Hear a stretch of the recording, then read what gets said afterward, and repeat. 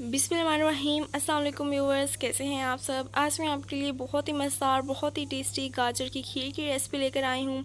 बहुत ही मज़ेदार ये रेसिपी तैयार होगी और आपने जितनी भी खीर आज तक खाई होंगी उन सब के मुकाबले में ये सबसे ज़्यादा मज़ेदार है। आपने रेसिपी को ज़रूर ट्राई करना है। इंशाल्लाह आपको ये रेसिपी बहुत ज़्यादा पसंद आएगी। तो रेसिपी को बनाना शुरू करते हैं। इसी से अगर आप चैनल पे नए हैं, चैनल को भी सब्सक्राइब कर दें। तो यहाँ पर मैंने सबसे पहले चावल लिए हैं, जिसे मैंने भिगो के रख दिया है।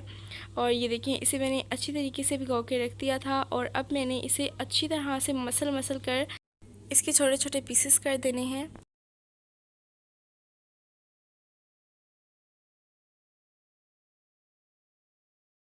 और यहाँ पर दूध भी बॉईल हो चुका है, इसमें भी बॉईल आ चुका है।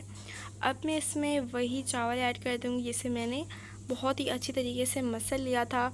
और अब मैं इसमें ऐड कर दूँगी गाजर, में इसमें ऐड कर दूँगी। इसको भी आपने फ़्रेश लाल इस्तेमाल करना है और इसको आपने अच्छी तरीके से धो के अच्छी तरह से आपने इसे कद्दूकस करके फिर आपने इसमें ऐड कर देना है।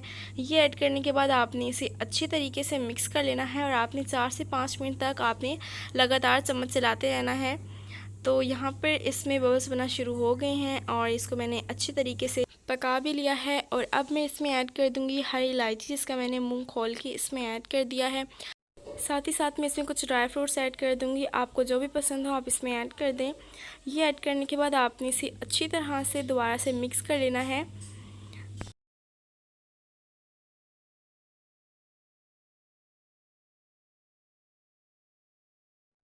और इसी ही दौरान मैं इसमें ऐड कर दूंगी चीनी। चीनी मैं यहाँ पर 2 कप के करीब ऐड कर रही हूँ, या अब अपने जायके के मुताबिक भी ऐड कर सकते हैं। जिस तरह से आपको मीठा पसंद हो आप उसी तरह से ऐड कर दें।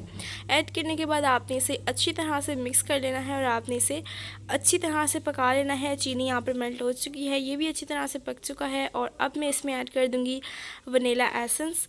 आप कोई सा भी एसेंस इस्तेमाल कर सकते हैं, मुझे वनीला एसेंस बेहतर लग रहा था तो मैंने वही ऐड किया है। इसीलिए आपको मार्केट से मिल जाएगा। इसकी खुशबू बहुत ही मज़े की होती है। और साथ ही साथ आपने इसे अच्छी तरह से पकाते भी रहना है, चम्मच आपने हिलाते रहना है। इससे इसमें एक टेस्ट डेवलप होगा और बहुत ही मज़े की रेसिपी हमारी तैयार होगी। और ये छोटे बच्चे बूढ़े सब इसे बहुत शौक़ से खाएंगे।